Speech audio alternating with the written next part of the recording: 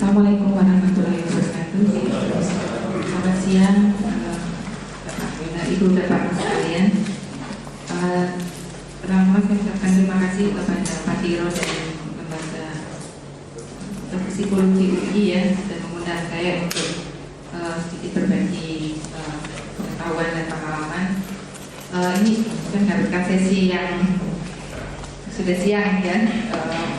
Mudah-mudahan kita tidak mengantuk, tidak membuat ibu bapak sekalian mengantuk. Terus terang saya waktu diminta untuk memberikan materi ini, saya agak-agak bingung juga dengan cakupannya. Berarti saya lihat pesertanya kan kayaknya agak beragam. Jadi ini saya memang membuat ini umum sekali, sehingga nanti kami harapkan kita bisa diskusikan lebih jauh lagi gitu ya, tentang apa yang kira-kira menjadi fokus dari workshop kita hari ini. Jadi yang saya diminta itu adalah kita membahas tentang impact evaluation ya, evaluasi dampak. Kemudian sebenarnya saya diminta untuk melihat tentang tinjauan metodologi, tapi saya agak ragu-ragu karena di situ juga ada tentang rancangan dan pelaksanaan. Jadi akhirnya saya cakup dua-duanya saja dan terserah nanti yang mana yang akan kita bahas lebih jauh. Kira-kira yang akan saya sampaikan di sini adalah mengenai tinjauan metodologi. Itu kalau menurut proposalnya saya diminta untuk melihat tentang bagaimana eksperimental dan quasi eksperimental design, kemudian mixed methods dan attribution problemnya. Jadi ini kira-kira saya akan membahas dengan ini. Tapi saya tadinya berasumsi bahwa sesi sebelum saya itu sudah membahas tentang yang different approach untuk program evaluation, kemudian kuantitatif, kualitatif dan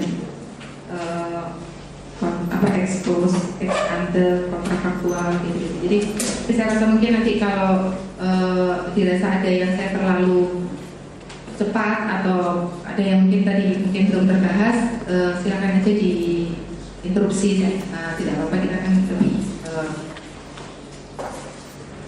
dua arah saja gitu diskusinya. Kemudian selanjutnya saya akan mendiskusikan juga tentang bagaimana merancang dan melaksanakan studi evaluasi dampak. Ini sebenarnya lebih praktikal saja. Saya juga agak bingung menyusun teorinya ya, karena ini mungkin saya bingung juga apa ada teorinya apa enggak gitu. Cuman yang mungkin berdasarkan lebih banyak berdasarkan pengalaman yang saya lakukan selama ini selama di lembaga penelitian saya itu maupun sebelumnya. Mengenai tinjauan metodologi, yang pertama adalah tentang bagaimana experimental design. Experimental design itu sebenarnya banyak dilakukan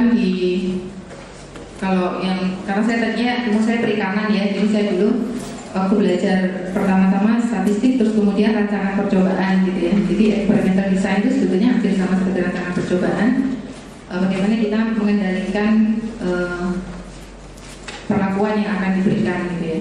Jadi sebetulnya ini pada dasarnya itu ada, kalau kita punya suatu populasi itu kemudian dari populasi itu akan dilakukan pengacakan atau random, kelompok mana yang akan mendapat intervensi dan kelompok mana yang tidak gitu ya. Kemudian jadi dari kelompok ini kemudian diukur, diacak, kemudian dipilih secara random. Ini dengan asumsi bahwa populasinya ini adalah homogen ya. Jadi kalau yang pasti mungkin ada dasar-dasar statistik yang dulu dari statistik awal itu kalau pengacakan bisa dilakukan random kalau populasinya homogen ya. Kalau populasinya tidak homogen mungkin kita harus stratified atau apa gitu. Sehingga kemudian bisa diukur variabel atau indikator di dua kelompok ini. Cara yang kedua adalah jadi kalau eksperimental design ini salah satu caranya itu adalah undian secara transparan. Ini memang kalau untuk sosial agak-agak risky ya. Kemudian ini dilakukan misalnya kalau misalnya kita mau memberikan program BLT misalnya dulu ya. Kalau dari awalnya misalnya kita kumpulkan mana yang penduduk yang kira-kira kita anggap layak menerima gitu ya. Kemudian nanti diundi di antara mereka mana yang akan dapat mana yang tidak gitu ya.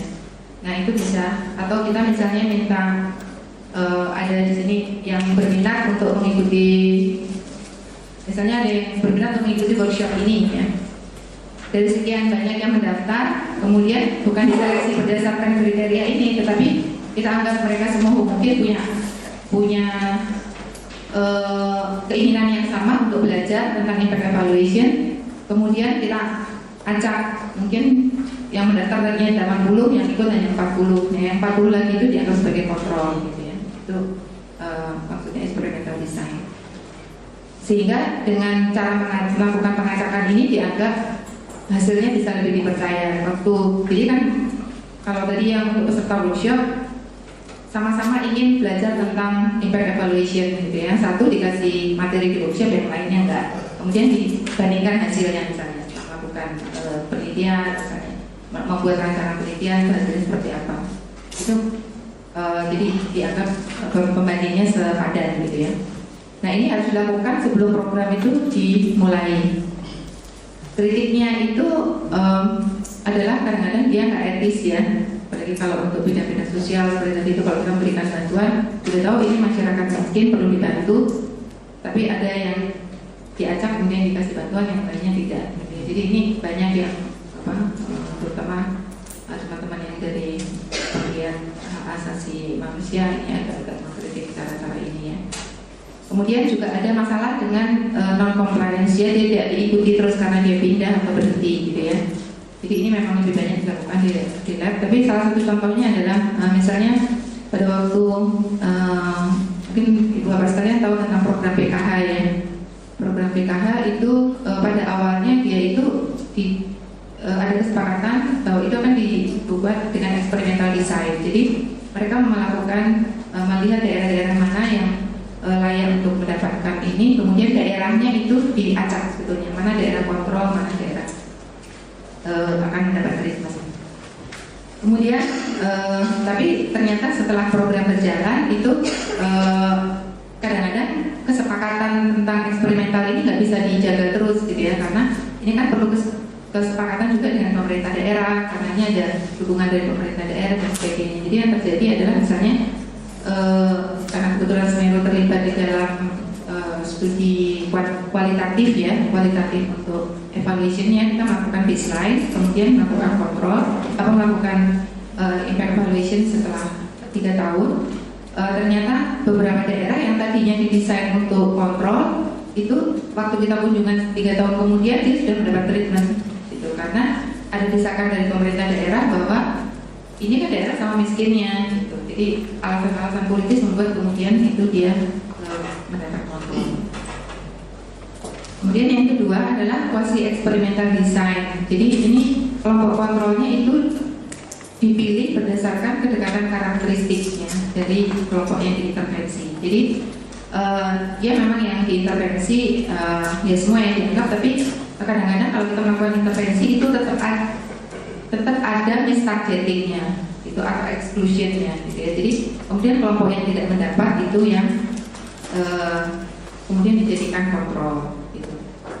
Jadi ini bisa dilakukan sebelum maupun sesudah program dimulai. Jadi memang bisa dari awalnya, memang nanti mereka berencana bahwa nanti kontrolnya akan dilihat saja dari siapa yang tidak dapat gitu ya, dengan ini salah satu contoh. Nanti di bagian akhir kita akan membahas tentang apa namanya yang salah satu contoh yang dilakukan Semeru adalah studi mengenai dampak dari PLT ini menggunakan quasi experimental design ini. Kemudian metode bagaimana memilih kontrol itu ini ada istilahnya propensity score matching ya. Jadi kita mencocokkan nilai-nilai yang hampir sama gitu ya dari kelompok yang berbeda itu, kemiripan karakteristik yang teramatinya. Kemudian kita juga bisa mencocokkan peserta dengan non peserta dari survei yang lain. Jadi biasanya kita memang dasarnya itu menggunakan survei yang besar ya. Kalau di Indonesia ini kita punya survei potensi desa, survei Susenas, ini ada juga Sakernas. Kalau mungkin intervensinya ketenagakerjaan, mungkin Sakernas bisa juga digunakan. Jadi ini metode ini digunakan dengan asumsi bahwa tidak ada bias untuk pemilihan pesertanya yang diakibatkan oleh heterogeneity yang tidak teramati. Jadi misalnya kalau katakanlah kalau contohnya misalnya program PKH itu sekarang kan dia diletakkan ya gitu. Tapi ada juga kalau dulu opportunities itu dia ditawarkan gitu ya. Jadi ditawarkan, ini kita punya program ini, kamu punya, kalau ikut program ini punya kewajiban seperti ini, mau bersedia atau tidak gitu ya. Nah, kemudian yang bersedia ini ikut kan. Nah, berarti yang kemungkinan kelompok yang sebetulnya dia layak untuk menerima tapi tidak ikut, itu kan sebetulnya berarti dia tidak berminat kan. Nah, dalam hal seperti ini itu kuasi eksperimental nggak bisa diterapkan karena sebetulnya kan ada faktor minat gitu ya. Faktor minat itu yang membuat itu menjadi dua populasinya itu menjadi berbeda gitu. Nah, ini yang asumsi yang dipakai di kuasi eksperimental ini adalah bahwa tidak ada faktor-faktor seperti itu. Terus kemudian seperti kalau yang nanti juga bisa dilihat di contoh yang dilakukan untuk studi BLT itu pada waktu kita mencari matchingnya ini ya, jadi yang treatment kemudian kan kita lihat cari rumah tangga yang mirip dengan rumah tangga itu. Kemiripannya itu tergantung dari kualitas data yang digunakan. Kebetulan kalau yang untuk BLT itu data yang digunakan kan Puskesmas ya, jadi seberapa baik kualitas data Puskesmasnya itu atau data kodes yang digunakan. Jadi kemudian kan kalau datanya nggak validitasnya nggak baik, kita anggap bahwa dua individu atau dua kelompok ini sama padahal sebetulnya dia berbeda. Gitu. Kemudian bagaimana cara mengukur dampaknya? Ini ada beberapa metode ini yang ini semuanya kuantitatif ya. Ini ada double difference, sebenarnya selisih ganda itu dengan kontrol dan baseline. Kemudian single difference itu selisih tunggal, jadi hanya apakah dia dengan atau tanpa program atau sebelum dan sesudah program gitu ya. Kemudian dia bisa juga digunakan dengan regresi. Kalau untuk yang double difference itu sebetulnya pada intinya kita mencoba untuk melihat ini, jadi gambarnya mungkin lebih gampang visualisasinya ya. Jadi kalau kita melihat ada intervensi ya, ini yang di garis yang karena abu-abu itu adalah yang diintervensi. Nah, kemudian kita mencari kelompok lain yang untuk kontrolnya. Mungkin awalnya dia tidak sama kan, gitu. Jadi karena awalnya tidak sama, makanya dampaknya itu yang dihitung adalah perbedaan selisih antara dua, gitu. Jadi kelompok yang di T0 sama T1 itu kan kalau untuk yang perlakuan itu Y1 dikurangi Y0 kan. Nah, kalau untuk yang kontrol itu kan perubahan antar waktunya itu adalah YC1 sama YC0 gitu ya. Jadi dampaknya itu kemudian bukan Y1 dikurangi Y0, tetapi Y1 dikurangi Y0 dikurangi YC1 dikurangi YC0 gitu. Jadi perbedaan dua antara ini yang di perbedaan antara selisih antara ini dikurangi dengan selisih antara ini, itu yang dianggap sebagai dampaknya. Jadi ini yang coba dilakukan. Nah, kalau tadi itu yang selisih tunggal itu sebetulnya kalau kita pakai gambaran ini saja, selisih tunggal itu kita mencoba hanya melihat dari dampak perlakuan aja ya. Misalnya kalau dampak perlakuan saja with dan without gitu ya. Jadi kita melihat dengan atau tanpa perlakuan, itu yang dicari adalah selisih antara ini dengan ini gitu. Sedangkan kalau dia before dan after, itu yang dicari adalah selisih antara ini dengan ini. Jadi yang selisih antara ini gitu ya. Jadi makanya kenapa kalau selisih ganda ini dia pengukurannya menjadi lebih peka, karena kita mempertimbangkan bahwa kalau hanya with and without ini kan kita nggak tahu ini awalnya asumsinya ini adalah sama titiknya, padahal bisa jadi titiknya tidak sama. Gitu. Nah, kalau before and after itu kita berasumsi bahwa tren ini itu hanya karena perlakuan. Gitu. Padahal ada kemungkinan bahwa tanpa perlakuan juga dia trennya akan begini, atau ada tren seperti ini kalau dia tanpa perlakuan. Jadi kira-kira pada intinya itu.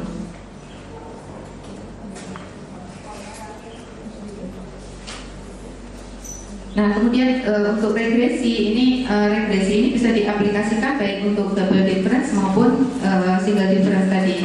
Ini hanya hitungan statistiknya ya. Kemudian kita bisa melihat juga perbedaan antar waktu. Tetapi model regresinya juga sebetulnya bisa dibuat menjadi lebih rumit lagi ya, tergantung dari apa yang kita asumsikan bisa dimasukkan sebagai faktor yang mempengaruhi itu. Karena kita bisa memasukkan faktor-faktor lain yang kita anggap mempengaruhi yang di luar intervensi. Itu bisa kita kontrol dengan regresi.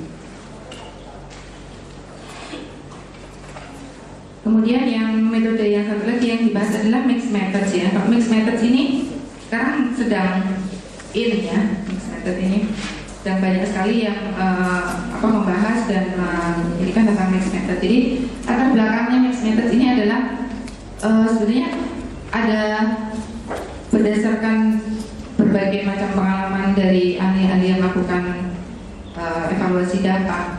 Itu ternyata metode-metode yang kuantitatif tadi itu banyak memberikan black box gitu ya. Ada jawaban yang tidak bisa terjawab. Oke, kalau dia misalnya dampaknya kelihatan, ada dampaknya gitu ya. Terus dampaknya ini sebetulnya optimal atau tidak, gitu kan? Kemudian ada juga kalau hasilnya ada dampaknya, kita bisa bilang oh ini ada dampaknya. Kalau ternyata dia tidak ada dampaknya, terus kemudian kenapa kok nggak ada dampaknya, gitu. Nah ini khususnya itu untuk evaluasi, impact evaluation untuk program atau suatu intervensi ini menjadi sangat perlu gitu ya. Karena kan sebetulnya prosesnya itu yang lebih, kenapa kok ini sampai ada dampaknya, kenapa ini kok sampai tidak ada dampaknya.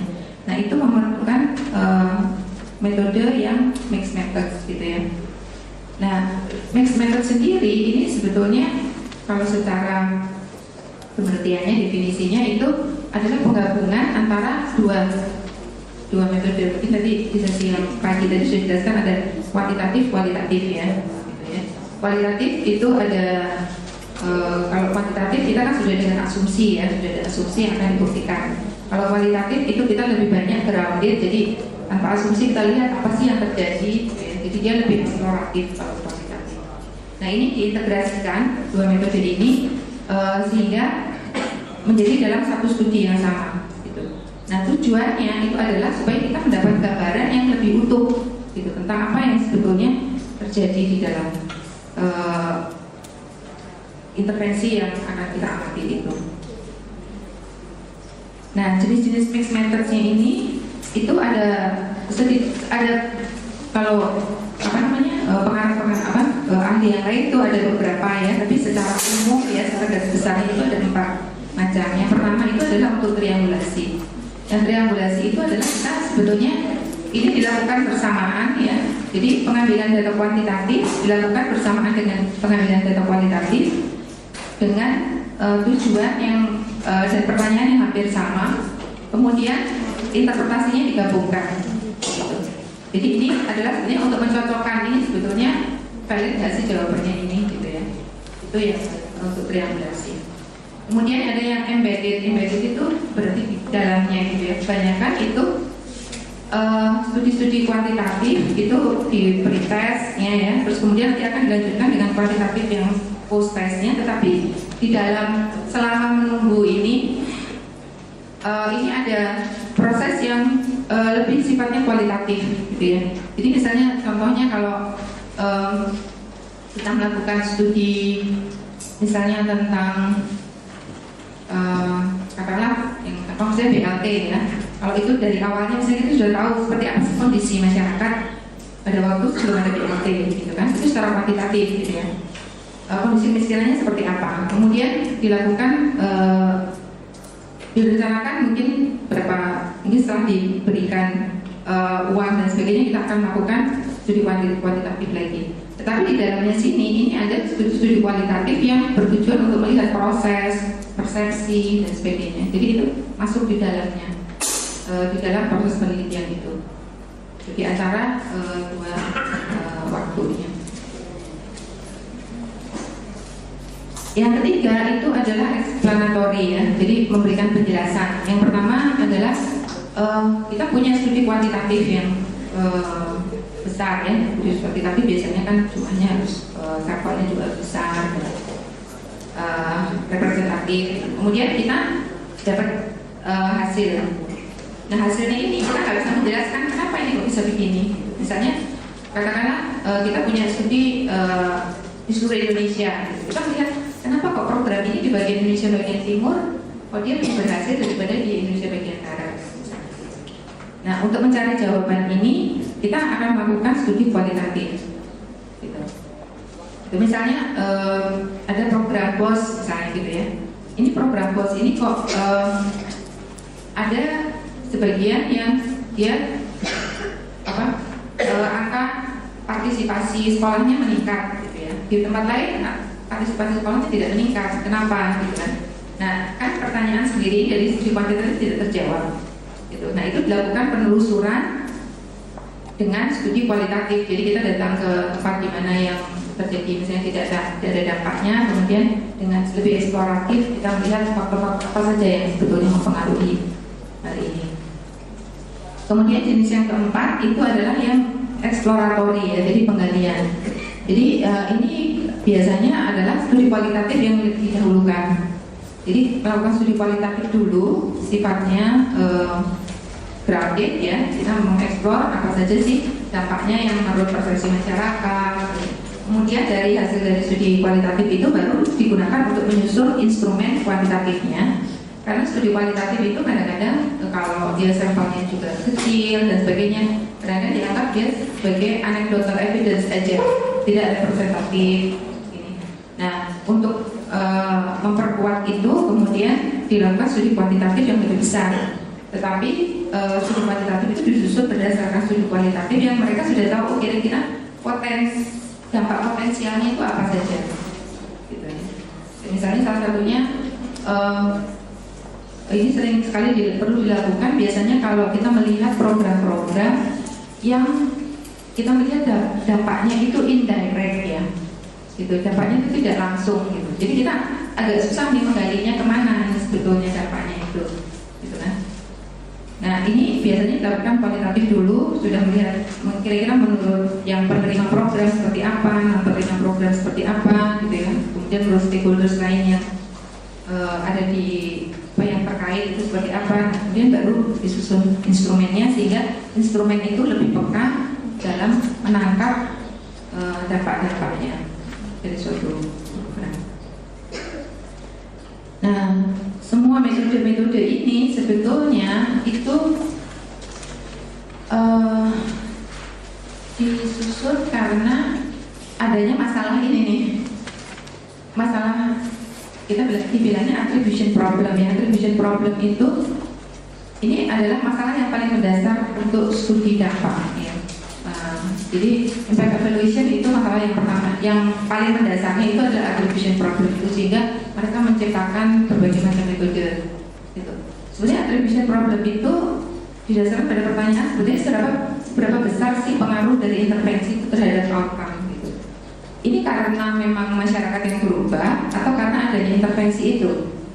Gitu. Nah itu yang karena kita terutama untuk ilmu sosial ya itu kan banyak sekali faktor-faktor yang berpengaruh yang tidak bisa dieliminasi gitu ya. Kalau saya dulu waktu penelitian saya perikanan itu saya masuk di lab itu suhunya diatur, kualitas airnya diatur gitu kan, semuanya diatur. Jadi kita anggap semuanya sama kecuali jumlah makanan yang dikasih ke ikan gitu kan. Nah itu faktor-faktor lain bisa dieliminasi. Tapi kalau ilmu sosial itu kan tidak bisa, kita minta orang nggak boleh, misalnya kita mau memberikan perlakuan, misalnya kita memberikan bantuan kepada satu kabupaten, terus kita bilang ke tempat-tempat lain nggak ada yang boleh yang ngasih bantuan lain kan tidak etis juga. Jadi banyak faktor-faktor yang akan berpengaruh. Dan selain itu juga ada gejolak-gejolak yang misalnya tiba-tiba ada krisis lah gitu ya, ada BBM naik gitu, kemudian tiba-tiba ada gunung meletus lah gitu ya, nggak bisa kita kendalikan. Kemudian jadi pertanyaannya bagaimana kita bisa menunjukkan bahwa apa yang terjadi itu tidak ada itu apa yang terjadi kalau tidak ada program atau tidak ada intervensi itu apa yang jadi sebetulnya pertanyaan mendasarnya itu adalah bagaimana kita bisa tahu, kan harusnya membandingkan itu adalah kalau dia tidak dikasih program itu sebetulnya seperti apa. Ada orang miskin dia kalau dia sekarang dia dikasih program, kemudian program itu membuat dia setelah dikasih program dia menjadi kaya. Nah pertanyaannya apakah kalau dia tidak dikasih program dia menjadi kaya? Belum tentu, karena mungkin juga dia nggak dikasih program itu dia ada program yang lain gitu. Atau tiba-tiba dia beruntung dapat kemudian, gitu kan. Jadi ini sebetulnya apa yang mempengaruhi ini, gitu ya. Gitu ya. Sebenarnya kalau kita bilang ya hanya Tuhan yang tahu ya, gitu apa hal yang terjadi kalau kita tidak ada berprogram. Gitu ya. Kemudian bagaimana kita mengeliminasi dari dampak suatu pilihan. Jadi seperti saya jelaskan tadi itu, kita tadinya kan mau lihat hanya yang mendapat dan tidak mendapat, karena kita kan mau tahu bagaimana kalau orang tidak ada berprogram. Nah ternyata itu ada dampak dari pilihan, gitu ya. Saya jelaskan yang tadi itu, misalnya memang dampaknya terhadap orang yang kalau dia mendapatkan kredit misalnya, gitu ya. Nah kita melihat kan orang yang dapat kredit dan orang yang tidak mendapat kredit. Nah ternyata sebetulnya kita menganggap bahwa starting awalnya itu titik nolnya itu dia sama, dari atribut yang kelihatannya itu sama, tapi atribut di dalamnya kan kita tidak tahu. Mungkin orang yang mendapat kredit itu karena dia berusaha untuk mendapat kredit, dia punya kemauan kerja yang lebih keras, gitu. Jadi itu ada masalah dengan bagaimana kita bisa mengeliminasi itu tadi, gitu kan, dampak dari adanya pilihan-pilihan untuk seseorang, gitu kan. Terus kemudian juga bagaimana kita mengatasi adanya masalah variabel yang tidak teramati. Jadi variabel yang tidak teramati itu sebetulnya misalnya aja kadang-kadang kondisi perekonomian itu makro itu tidak teramati kan. Bagaimana dampak globalisasi, gitu kan. Jadi misalnya kita melihat bahwa ada yang kita kasih dampak misalnya program kredit, gitu ya.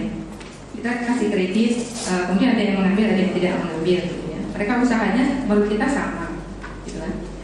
Tapi kemudian ternyata ada dampak yang tidak teramatinya, misalnya ternyata kondisi, misalnya katakanlah petani, ternyata kondisi tanahnya dia beda, gitu. Jadi ada faktor-faktor yang memang harus dikontrol, gitu ya, untuk kalau di penelitian yang sains ilmu pasti kayak yang bisa dikontrol betul-betul itu kan memang lingkungannya yang dikontrol. Nah kalau untuk yang sosial itu faktor-faktor itu yang kemudian secara statistik dicoba dieliminasi dari perhitungan.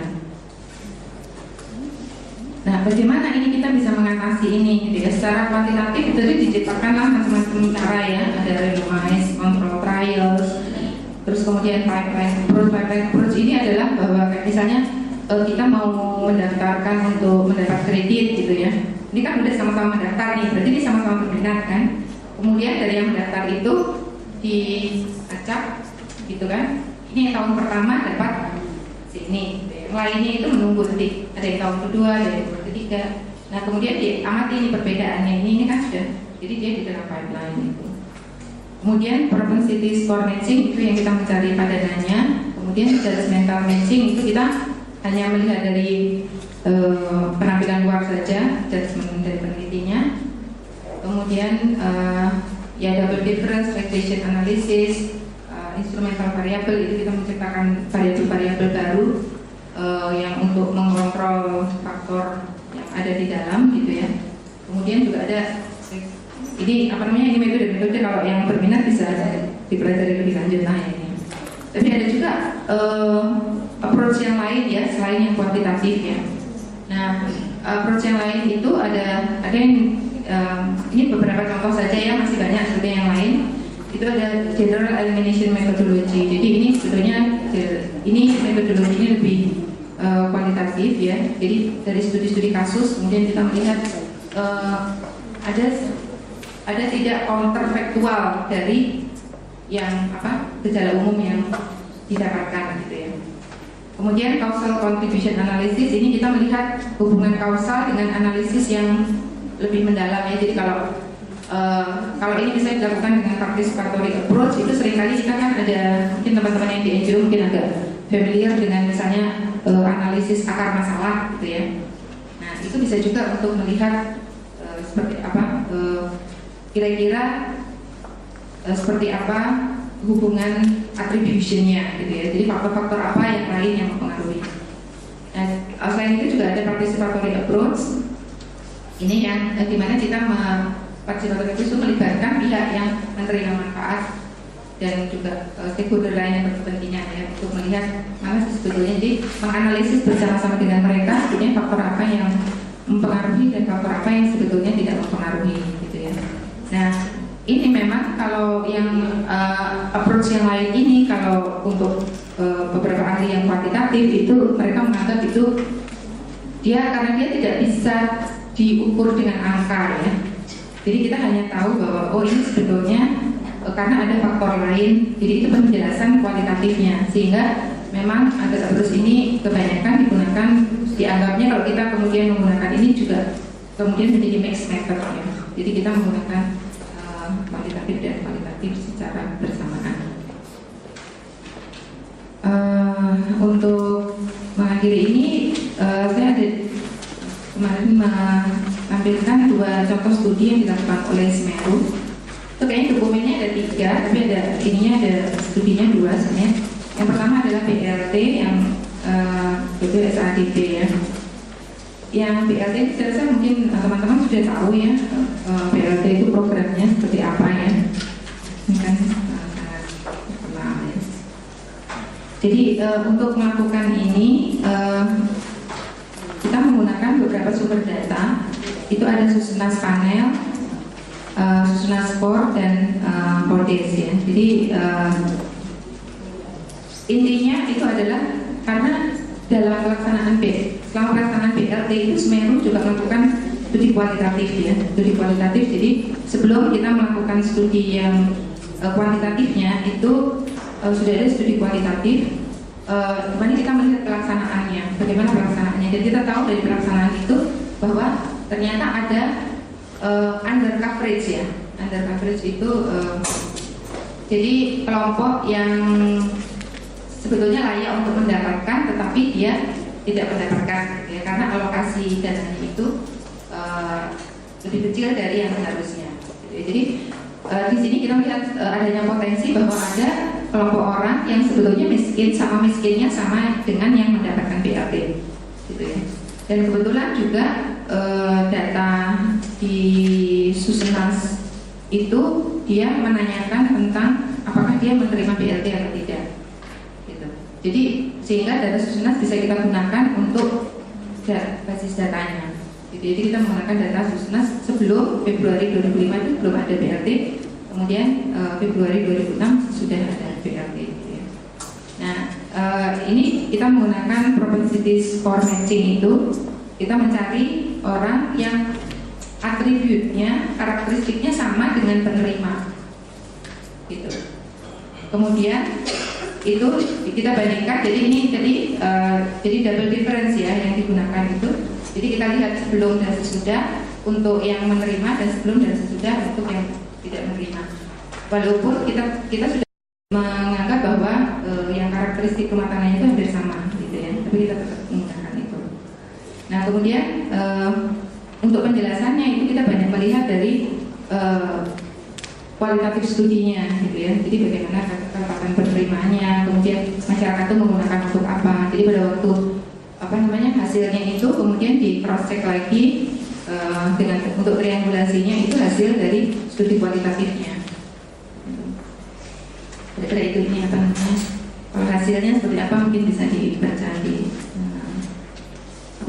studi itu.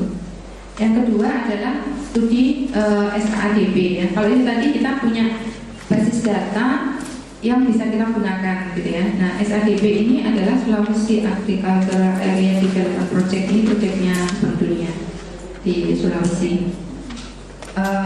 Program ini sebenarnya memberikan semacam kredit gitu yang dikucurkan melalui UPKD ya, Unit Pengelola Keuangan Desa, yang kemudian juga diharapkan UPKD-nya ini akan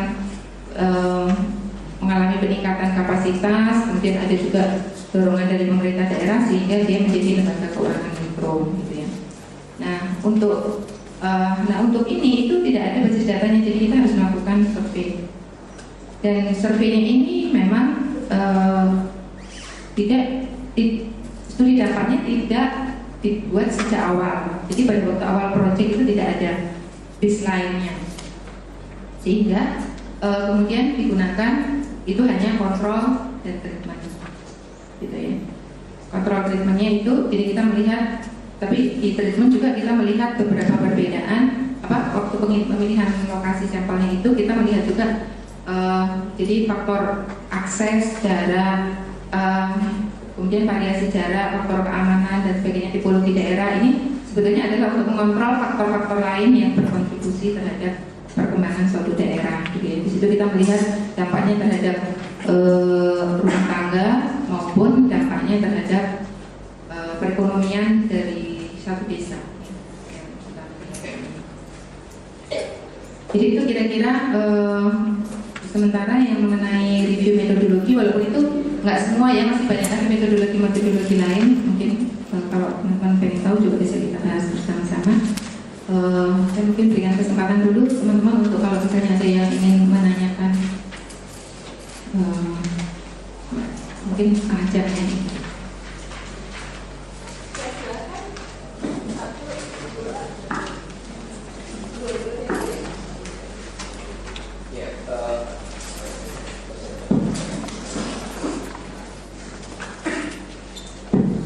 Terima kasih. Ini sebenarnya mirip dengan pertanyaan Pak Komara tadi di sesi yang pagi tentang penggunaan data sekunder. Apakah dimungkinkan atau sejauh mana dimungkinkan apabila kita tidak punya data baseline, ya, yang kita ambil secara empiris, yang data primer, sejauh mana kemudian kita bisa menggunakan data primer? Misalnya, ya data sekunder dari BPS atau mungkin data dari desa atau kecamatan tentang kondisi lokasi menjadi target kita. Sementara kemudian pada saat kita melakukan evaluasi atau evaluasi dampak, kemudian itu kita bandingkan dengan data sekundernya. Sejauh mana itu dimungkinkan? Atau pertanyaan sebelumnya sudah bisa atau tidak? Terima kasih.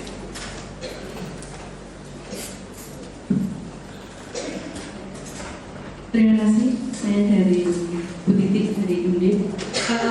Kebetulan kemarin ketika saya datang ke sini daripada perjalanan ke sini, itu ditanya dari seorang ibu sudah dokter Widya Iswara yang kebetulan bekerja di Depdagri itu membantu pengolahan data di Depdagri mengenai dampak dari pelaksanaan Diklat PIM 3 yang terjadi di Indonesia.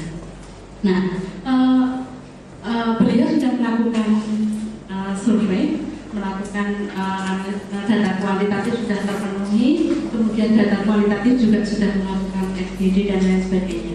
Nah, kebetulan beliau tanya ke saya, Mbak, bagaimana ini mentriangulasikan data kuantitatif dan kualitatif yang sifatnya itu sangat ekstrim berbeda. Misalnya begini, kuantitatifnya ditanya misalnya bagaimana Widya Iswara di dalam memberikan materinya, apakah sudah baik atau belum, misalnya persepsi dari yang sudah menerima diklat itu mengatakan baik, 75% mengatakan baik, tetapi ketika FGD dilakukan kepada orang yang sudah melakukan ikut diklat PIM, itu menjawab tidak baik, Widya Iswara itu kurang, metodenya kurang baik dan sebagainya. Ini saya kemudian gimana mentriangulasikan data kuantitatif yang seperti itu dan data kualitatif yang seperti itu. Mungkin beliau tanya ke saya itu mungkin dianggap saya tahu. Kemudian saya telepon sampai ke Australia. Karena teman saya sedang melakukan riset di sana. Saat ini saya belum menemukan siapa. Mungkin dari sini saya sudah menemukan titik terang terlebih dahulu. Mudah-mudahan seperti itu. Terima kasih.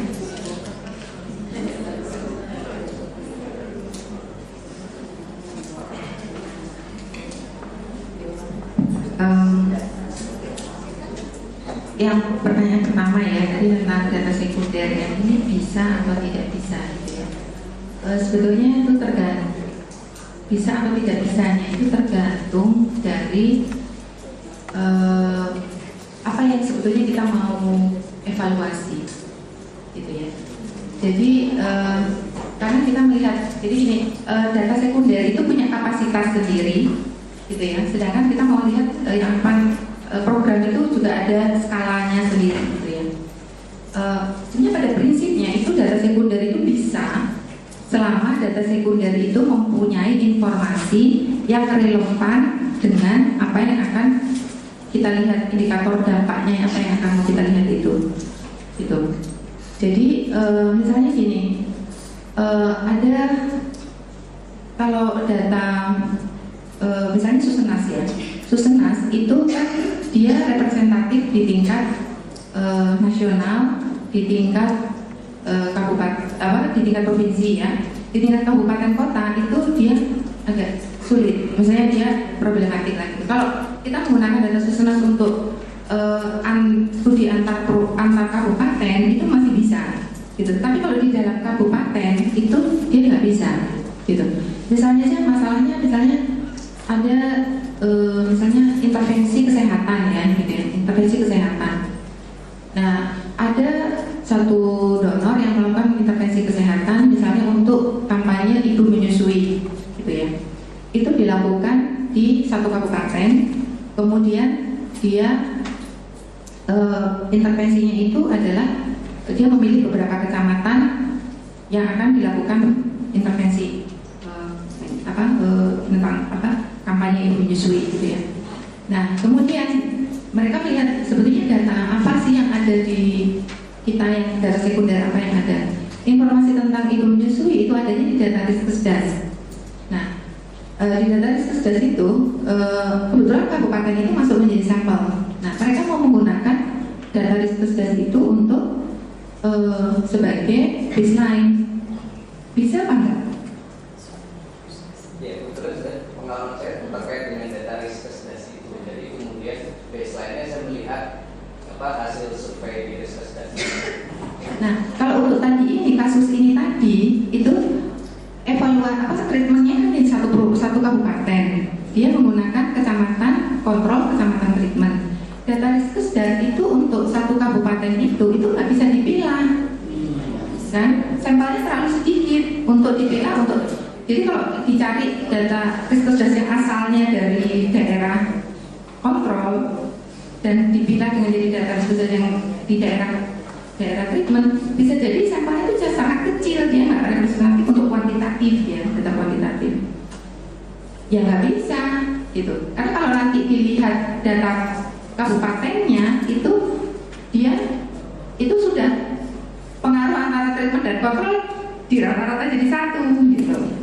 Kecuali kalau dia mau misalnya menggunakan treatmentnya itu yang dikontrol, misalnya dia melihat misalnya dari data Riskesdas, misalnya Riskesdas itu katanya juga nggak representatif di tingkat kabupaten ya sayangnya, gitu. Tapi kalau katakanlah misalnya di tingkat provinsi aja gitu ya, karena ini tingkat provinsi ya. Kemudian dia melihat ada dua provinsi yang sama lah gitu ya, agak mirip ya kondisinya, misalnya tingkat ibu menyusuinya sama gitu ya. Terus kemudian satu mau dijadikan kontrol, satu mau dijadikan treatment, itu mungkin masih bisa memungkinkan, walaupun kalau digabungkan seluruh Indonesia jumlah sampelnya juga tetap saja nggak mencukupi gitu ya. Gitu. Tapi kalau ini tadi seperti data Susenas tadi yang kita gunakan untuk studi BLT, itu kan populasinya kita seluruh Indonesia, itu jumlah sampelnya kan besar sekali, ya kan? Itu ada 9.000 household itu kalau untuk panelnya ya, Susenas panel itu kalau Susenas panel itu adalah dia rumah tangganya sama persis yang didatangi itu. Kalau core itu tidak selalu sama, tapi blok sensusnya yang sama, gitu kan? Itu jumlah rumah tangganya besar sekali. Jadi kalau kemudian dia menemukan kan penerima BLT itu sekitar 30% lah dari populasi Indonesia ya. Gitu. Kemudian dia mencari kontrolnya lagi 30%, itu cukup memadai gitu.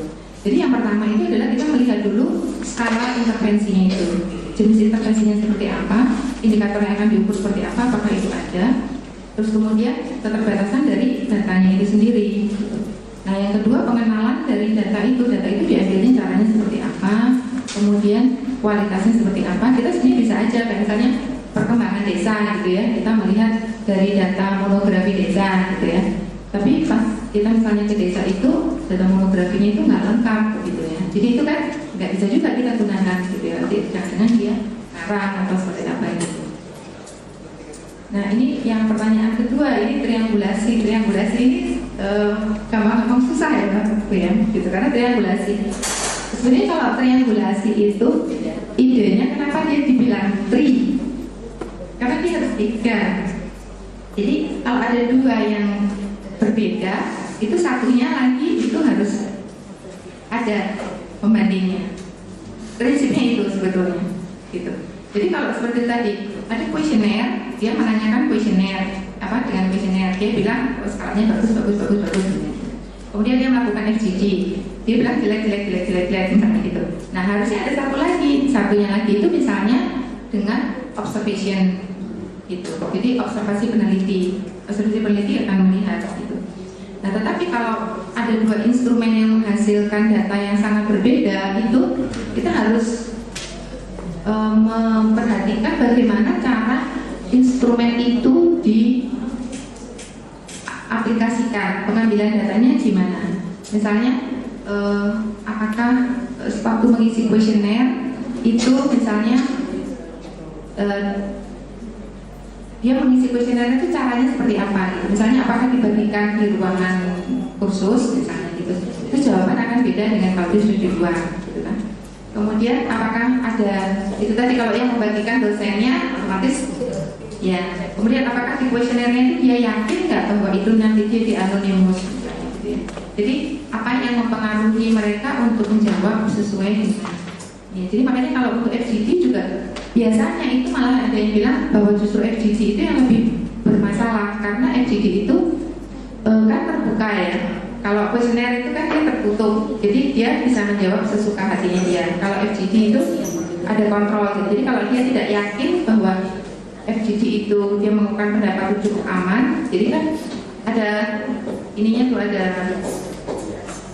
biasnya gitu. Jadi ada rulesnya bahwa FGD itu harus dilakukan di tempat yang netral, harus tidak dihadiri oleh orang yang berkepentingan, kemudian harus dipisahkan kalau ada kelompok misalnya secara budaya itu misalnya di situ perempuan itu tidak mau berbicara kalau ada laki-laki misalnya, jadi otomatis harus dipisah gitu kan. Kalau misalnya ada kelompok yang lebih kaya dan lebih miskin misalnya harus dipisah gitu kan, supaya mereka lebih mengungkapkan pendapatnya tidak ada biasnya gitu. Jadi sebenarnya prinsipnya itu.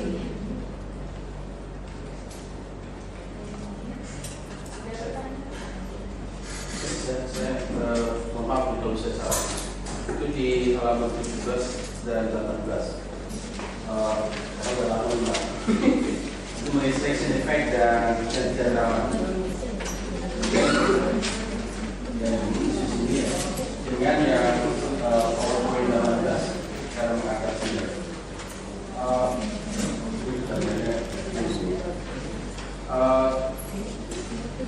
Selection effect dan dramatis, kapan kita menggunakan quantitative approach yang ada di sini dan ada approach, dan kemudian pemilihan yang pendekatan di PowerPoint 18 itu apakah ada kriteria tertentu atau itu basic atau berdasarkan apa istilahnya field study tertentu, sehingga kalau field study tertentu sering menggunakan general matching atau untuk case-case tertentu mengenai part-time approach. Soalnya dalam masih presiden kita kasih.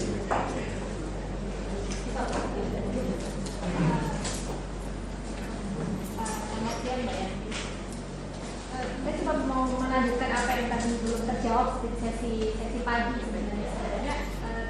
Konteks waktu untuk melakukan evaluation itu berapa lama? Karena selama ini ya beberapa donor itu kan sering sebenarnya memaksakan baru 2 tahun program gitu ya, udah bisa kelihatan dampaknya belum? Jadi ada beberapa kadang-kadang mesti eran gitu, reaksi itu mengukur sebagai Indonesia dalam 2 tahun. Mungkin baru 5 tahun itu mungkin baru tahap awal, tapi mungkin ada juga yang lain. Tapi kan berapa lama lagi bisa dapat.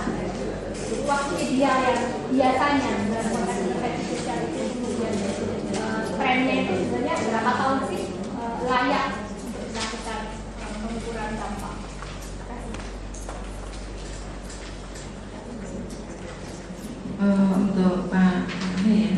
Untuk untuk bagaimana kapan sebetulnya kita mau menggunakan metode-metode itu tadi. Ini sudah masuk ke materi yang kedua di sini juga, makanya ya apa sekalian aja. Jadi ini kita tergantung sekali banyak hal ya Pak ya, bagaimana kita mau melakukan itu.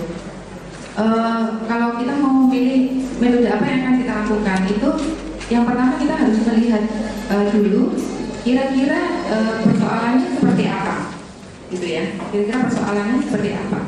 Terus kemudian